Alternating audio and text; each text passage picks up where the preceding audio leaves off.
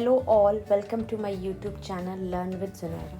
So in this channel we'll try to cover all the NCERT topics and questions so you don't have to waste your time searching another study material. So today we'll learn a new topic called arithmetic progression of class 10th. Before moving to the video, I'll tell you what we will cover in this video.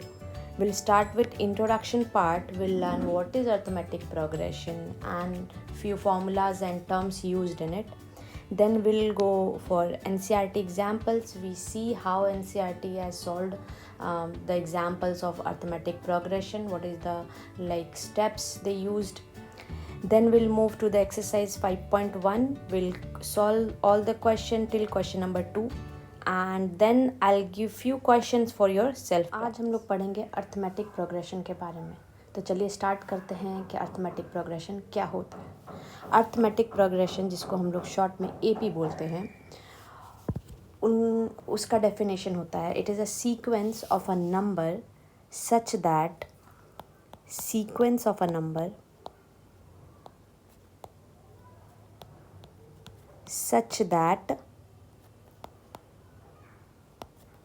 difference from its succeeding term to its preceding term will remain constant.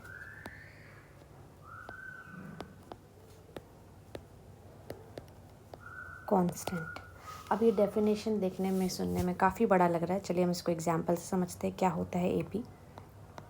तो AP एक sequence होता है numbers का जिसमें दो consecutive terms के जो difference होते हैं वो कांस्टेंट रहेंगे थ्रू आउट दैट एपी.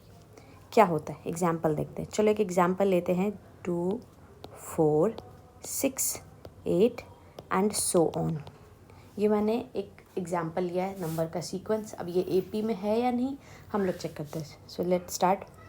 हम लोग क्या करेंगे, दो कंसेक्यूटिव टर्म्स का मतलब होता है दो लगातार टर्म्स. ओके तो किसी दो लगातार टर्म्स को डिफरेंस करेंगे. सक्सीडिंग को प्रीसीडिंग से यानी आगे वाले को पहले वाले से माइनस करेंगे, आगे वाले को पहले वाले से माइनस करेंगे. तो इन दोनों का डिफरेंस 2 है. कैसे है 2 देखते हैं. 4 - 2 = 2. इन दोनों का डिफरेंस भी 2 ही है. कैसे है 6 - 4 = 2. इन दोनों का डिफरेंस भी 2 है. हाउ 8 - 6 = 2. तो ये चीज़ कांस्टेंट है ना, ये डिफरेंस यही कांस्टेंट होना चाहिए for a sequence to be in AP. किसी भी सीक्वेंस को एपी में होने के लिए इन डिफरेंस का कांस्टेंट रहना ज़रूरी है. ये डिफरेंस कैसा भी हो सकता है. ओके 0 भी हो सकता है, नेगेटिव भी हो सकता है, पॉजिटिव भी हो सकता है. ठीक है. 0 डिफरेंस दैट मीन्स कि कोई डिफरेंस नहीं, यानी सीक्वेंस आपका एक ही नंबर का है. सपोज मैं एग्जांपल लेती हूँ 4 से स्टार्ट हुआ, 0 डिफरेंस यानी 4 ही रहेगा, फिर 0 डिफरेंस 4 ही रहेगा, फिर 0 डिफरेंस 4 ही रहेगा एंड सो ऑन. तो this sequence is also in AP. कैसे, इनका डिफरेंस सेम है 0 0 0. ओके दूसरा एग्जांपल नेगेटिव का मैं लेती हूँ. सपोज किसी इंसान ने वेट लूज़ करना स्टार्ट किया. स्टार्टिंग में उसका वेट था 100 kg. ठीक है. उसने डिसाइड किया कि वो हर मंथ 5 kg रिड्यूस करेगा. देन इसका वेट क्या हो जाएगा 95. देन उसके नेक्स्ट मंथ 90. देन इसके next month 85 and so on. इस तरह से. तो ये सीक्वेंस को भी हम एपी में कह सकते हैं क्योंकि इनका जो डिफरेंस है सक्सीडिंग टर्म्स का वो 5 का ही डिफरेंस है, चेंज नहीं हो रहा. ऐसा नहीं कि पहला बार में उसने 5 रिड्यूस किया, नेक्स्ट वाले मंथ में 6 रिड्यूस किया, देन उसके नेक्स्ट वाले मंथ में 7 रिड्यूस किया, देन वो एपी नहीं है.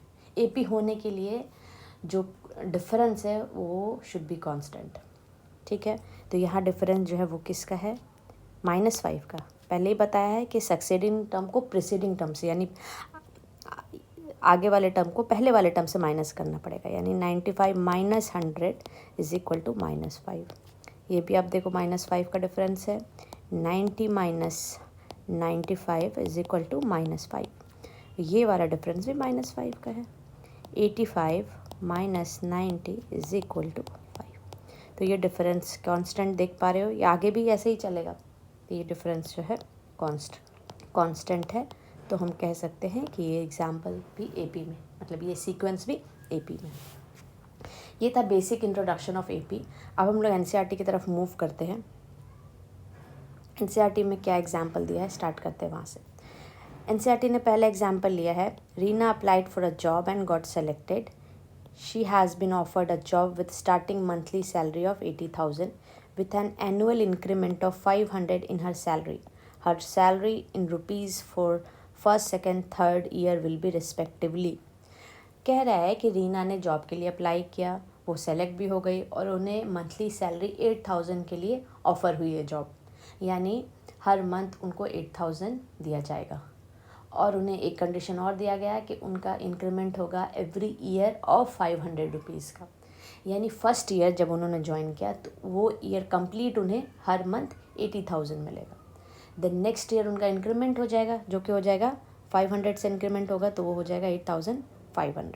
ठीक है, इसको हम लोग सीक्वेंस में देखते हैं। हालांकि आपको बुक में सीक्वेंस लिख के दिखाया है, बट मैं आपको दिखाती हूँ। तो फर्स्ट ईयर उनका मंथली सैलरी कितना होगा, 8,000। नेक्स्ट ईयर कहा गया है कि उनको 500 का इंक्रीमेंट दिया जाएगा, तो हो जाएगा 8,500। ये नेक्स्ट ईयर, उसके नेक्स्ट ईयर अगेन उनको इंक्रीमेंट मिलेगा, तो ये हो जाएगा 9,000, देन अगेन 9,500, सो ऑन। आपको चेक करने की ज़रूरत है डिफरेंस कांस्टेंट है या नहीं, क्योंकि ये डिफरेंस तो बता ही रहा है कि ये 500 का डिफरेंस है फॉर एवरी ईयर, तो ये एपी में है, नो नीड टू चेक। अगर आप वेरीफाई करना चाहते हो तो वेरीफाई कर लो। ये देखो 500 का डिफरेंस है, how 8,500 minus 8,000 is equal to 500। ठीक है, ऐसे सो ऑन चलता रहेगा। ठीक है, अब बढ़ते हम लोग दूसरे एग्जाम्पल की तरफ एनसीईआरटी का। ये है, length of rungs of a ladder decreases uniformly by 2 centimetre from the bottom to top. See figure 5.1। The bottom rungs is 45 centimeter in length. The length in centimeter for the first, second, third, eighth rung from the bottom to top are respectively, ये given है आपको। ठीक है, इसमें कह रहा है आपका कि बॉटम का लेंथ आपको दिया हुआ है 45, और जैसे जैसे हम ऊपर बढ़ेंगे इसका लेंथ जो है, मतलब इनका जो लेंथ है वो डिक्रीज़ हो रहा है बाय 2 सेंटीमीटर। ठीक है, तो फर्स्ट वाले का 43 है और हर लेंथ 2 सेंटीमीटर से डिक्रीज़ हो रहा है, देन ये कितना हो जाएगा, नहीं सॉरी, फर्स्ट वाले का 45 है, सॉरी माय बैड, फर्स्ट वाले का 45 है, फिर ये डिक्रीज़ होता चला जाएगा 2 से, तो ये 43, 41, 39 एंड सो ऑन। ठीक है, ऐसे ही। तो ये 2 सेंटीमीटर आपका कांस्टेंट डिफरेंस है ना, तो ये एपी में है, कांस्टेंट डिफरेंस है। ऐसा तो नहीं है कि फर्स्ट टाइम आपका 2 का डिक्रीज़ हो रहा है, देन उसके नेक्स्ट वाला जो रंग्स है वो 3 से डिक्रीज़ हो रहा है, देन तो ये एपी में है, नो नीड टू चेक। आप सीक्वेंस देख सकते हो, यहाँ चाहो तो आप वेरीफाई भी कर सकते हो। यहाँ पर इन दोनों को माइनस करके -2 का डिफरेंस है, -2 इसीलिए क्योंकि डिक्रीज़ हो रहा है। ओके, अब हम लोग बढ़ते हैं कुछ क्वेश्चंस की तरफ, एक्सरसाइज की तरफ मूव करते हैं। एक्सरसाइज में जाने से पहले मैं उसके कुछ टर्म्स नोमेनक्लेचर में बता देती हूँ जो हम यूज़ करते हैं एपी में। तो एपी में हम यूज़ करते हैं टर्म्स। पहले वाले हम इसको बोलते हैं फर्स्ट टर्म या A1। फर्स्ट टर्म जो कि है 8,000 फॉर दिस सीक्वेंस। वैसे ही नेक्स्ट टर्म को A2, सेकेंड टर्म 8,500। कभी कभी हम किसी क्वेश्चन में हम फर्स्ट वाले टर्म्स को ए भी दिखाते हैं, only A. Okay, then so on, ऐसे ही चलता रहेगा। फिर हम लोग डिफरेंस जो है ना, कांस्टेंट डिफरेंस जो मैंने बोला, उसको हम लोग लिखते हैं डी से डिनोट करते हैं और बोलते हैं उसको कॉमन डिफरेंस।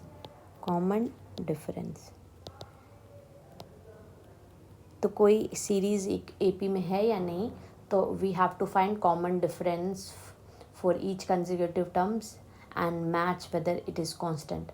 अगर वो कांस्टेंट है then that sequence is in AP, अगर वो कांस्टेंट नहीं है then that sequence is not in AP। Okay, ये है कॉमन डिफरेंस। फिर हम लोग n यूज़ करते हैं, nth टर्म यूज़ करते हैं फॉर वेरिएबल टर्म,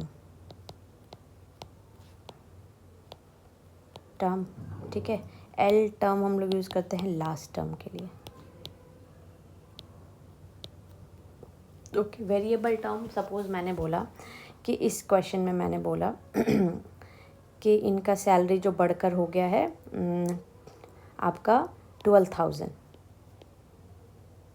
अभी इनका मैंने तो 9,500 तक आपको दिखाया। मैं बोल रही हूँ कि किस ईयर में इनका सैलरी जो है 12,000 रुपीज़ हो जाएगा।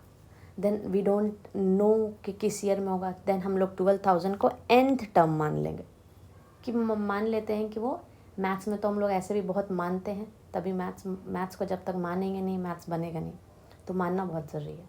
तो हम लोग मान लेंगे कि nth टर्म जो है वो है 12,000 रुपीज़, मीन्स nth ईयर पर राधा का सैलरी, रीना का सैलरी जो भी है उनका सैलरी 12,000 रुपीज़ है। Then we have to find that nth कि which year which term. Okay, तो ये वेरिएबल टर्म हम लोग यूज़ करते हैं। Other than that we can move to exercise 1। चलो डिस्कस करते हैं एक्सरसाइज 1।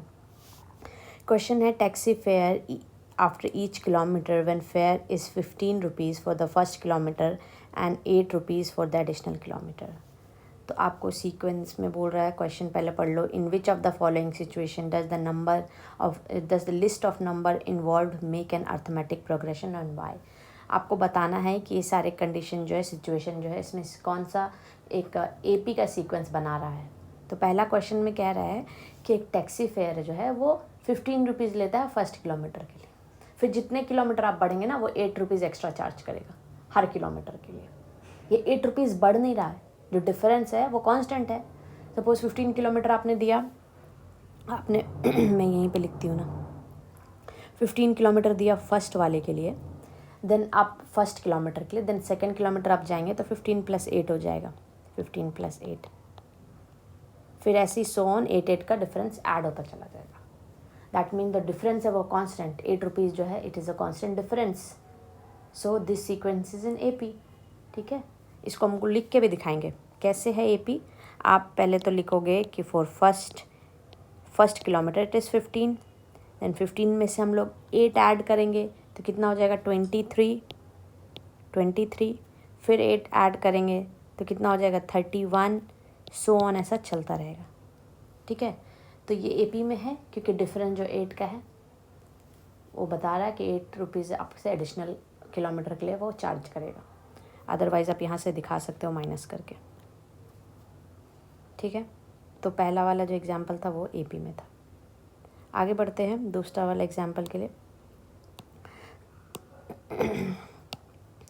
कह रहा है the amount of air present in the cylinder when vacuum pumps remove 1/4 of the air remaining in the cylinder at the time. कह रहा है, question ध्यान से समझना, कह रहा है कि एक सिलेंडर में कुछ अमाउंट ऑफ एयर है और वैक्यूम पंप से उसका 1/4 जो है ना वो निकाला जा रहा है। तो एवरी टाइम जो एयर बच रहे हैं उसका 1/4 निकाला जा रहा है। तो आप लोग ध्यान से सोचो कि किसी नंबर का 1/4 कुछ एक वैल्यू देगा, है ना। हर नंबर का 1/4 जो है अलग अलग वैल्यू देगा, यानी डिफरेंस जो है वो सेम नहीं है। फर्स्ट टाइम में आपके पास A अमाउंट का एयर था तो उसका 1/4 निकाल लिया। अब निकालने के बाद जो एयर बचा है अब उसका 1/4 निकालेंगे तो वो तो कम आएगा ना, अलग भी आएगा कम भी आएगा। वो निकालने के बाद फिर थर्ड टाइम जो अमाउंट एयर बच गया उसका 1/4 निकालेंगे। तो ये जो निकाल रहे हैं ना एयर, उसकी क्वांटिटी चेंज हो रही है हर टाइम। दैट मीन्स कि AP में नहीं है। AP में होने के लिए हमें हर टाइम कांस्टेंट वैल्यू चाहिए, ठीक है। तो ये वाला AP में नहीं है। ओके, क्यों नहीं है? क्योंकि जो डिफरेंस है सीक्वेंस का वो सेम नहीं है, वो वेरी कर रहा है। चलो नेक्स्ट पढ़ते हैं हम लोग आगे नेक्स्ट एग्जाम्पल की तरफ। क्या कह रहा है? कह रहा है the cost of digging well after every metre of digging when it cost 150 rupees for the first meter and rises by 50 for subsequent meter each subsequent meter। ये भी क्वेश्चन आपके फर्स्ट वाले की तरह ही है। कह रहा है कि एक वेल को डिग किया जा रहा है और पहले मीटर के लिए वो चार्ज कर रहा है 150 रुपीज़, फिर जितने मीटर आप अंदर जाएंगे वो 50 रुपीज़ एक्स्ट्रा लगेगा। ठीक है, तो ये जो 50 रुपीज़ है वो चेंज नहीं हो रहा है, वो हर ईच सब्सिक्वेंट मीटर के लिए आपसे 50 रुपीज़ ही चार्ज कर रहा है। दैट मीन्स कि एपी में पहला होगा 150, देन 50 रुपीज़ एक्स्ट्रा चार्ज करेगा अगर आप 1 मीटर एक्स्ट्रा डग करवाते हो तो, देन आप और करवाओगे तो फिर 50 rupees extra charge, then this 50 rupees a constant, then the sequence आपका बनेगा वो एपी में बनेगा। ठीक है, कैसे बनेगा? पहला होगा 150, देन 50 ऐड करेंगे 200, then 250, then 300, kind of this. ठीक है, तो ये एपी में। तो आपको ध्यान रखना है ना कि अगर कांस्टेंट का डिफरेंस है तो वो एपी में होगा, समझने वाली बात है। कांस्टेंट का डिफरेंस नहीं है तो वो एपी में नहीं होगा, समझने वाली बात है। ठीक है, अब जैसे इसमें कह रहा है कि amount of money in account every year when 10,000 is deposited at compound interest at 8% per annum. अभी आप खुद ही सोचो कि 10,000 डिपॉजिट किया, अभी पर एनम मतलब पर ईयर। ठीक है, पहले ईयर तो 10,000 का 8% चार्ज करेगा, इंटरेस्ट 8% चार्ज करेगा, 10,000 का 8%। ठीक है, अब वो अब नेक्स्ट ईयर आपका जो चार्ज करने के बाद जो अमाउंट आया था फिर उसका 8%, फिर उसका 8%, यानी ये हर टाइम हर ईयर 8% जो है वो चेंज होगा। क्यों चेंज होगा? क्योंकि हर बार 10,000 का 8% नहीं चार्ज हो रहा है, अमाउंट चेंज हो रहा है तो उसका 8% भी चेंज होगा। दैट मीन्स को जो डिफरेंस है for each year is different. ठीक है, तो ये वाला भी एपी में नहीं होगा। तो हमने देखा ये दोनों एपी में नहीं होगा। एपी में होने के लिए क्या चाहिए हमें? Difference should be in constant, that's it. जैसे ऊपर वाले में देखा 8 का डिफरेंस था, नीचे वाले में देखा 50 का डिफरेंस था फॉर ईच सब्सिक्वेंट किलोमीटर और मीटर। ठीक है, ये था हमारा पहला एग्जाम्पल। अब हम लोग पढ़ते हैं क्वेश्चन नंबर 2 की तरफ, जिसमें कह रहा write first 4 term of A P when the first term A and the common difference D are given as follows. ठीक है, इसमें पहला टर्म और कॉमन डिफरेंस दिया हुआ है, 4 टर्म्स का ए पी आपको लिख के दिखाना है। चलो लिख के दिखाते हैं। पहला क्वेश्चन से स्टार्ट करते हैं। क्वेश्चन नंबर 2, कलर चेंज कर लेती हूँ मैं, थोड़ा डार्क कलर, यस। ठीक है, क्वेश्चन नंबर 2 का फर्स्ट वाला जो क्वेश्चन है वो है given a is equal to 10 और d is equal to 10। d मतलब कॉमन डिफरेंस, a जो यहाँ है फर्स्ट टर्म। तो फर्स्ट टर्म आपका है, फर्स्ट टर्म a जो है आपका क्या दिया हुआ है 10। तो सेकेंड टर्म क्या होगा?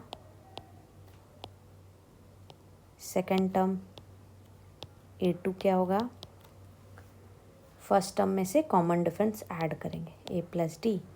फर्स्ट टर्म था 10 प्लस कॉमन डिफरेंस 10, 20।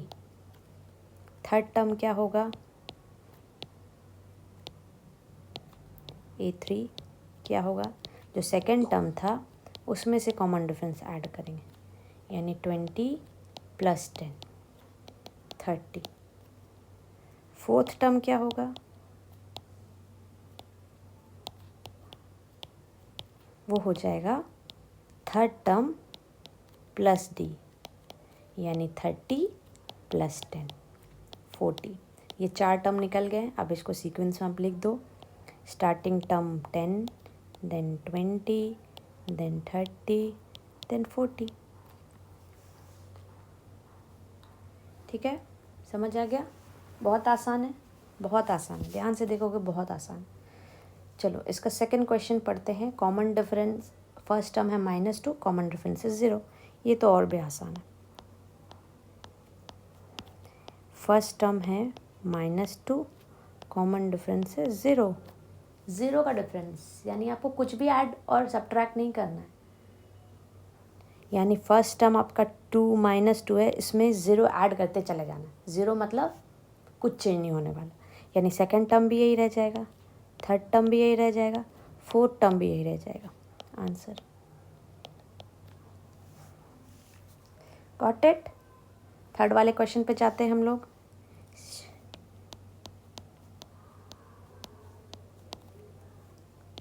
ए है आपका 4, दैट मीन्स फर्स्ट टर्म 4 है, कॉमन डिफरेंस -3 है। तो हम निकालेंगे एक एक करके। फर्स्ट टर्म क्या है हमारा, गिवन है 4। सेकंड टर्म क्या हो जाएगा, फर्स्ट टर्म में से कॉमन डिफरेंस ऐड करेंगे। अब यहाँ सब्ट्रैक्ट, यहाँ माइनस है तो माइनस करेंगे, आपको ऐड ही लिखना है। अब डी नेगेटिव में पॉजिटिव में वो साइन के साथ आप यहाँ लिखोगे। तो फर्स्ट टर्म है 4, then plus, then common difference आपका -3 में है तो -3, तो 4 - 3 is equal to 1। Second term निकल गया। अब थर्ड टर्म निकालेंगे। थर्ड टर्म कैसे निकलेगा, जो सेकेंड टर्म था उसमें कॉमन डिफरेंस ऐड करोगे। तो सेकेंड टर्म है 1, अब कॉमन डिफरेंस ऐड करेंगे, तो ऐड किया, कॉमन डिफरेंस का जो साइन था साइन के साथ मैंने लिखा, तो ये हो जाएगा 1 - 3, तो आ जाएगा -2। फोर्थ टर्म निकालेंगे,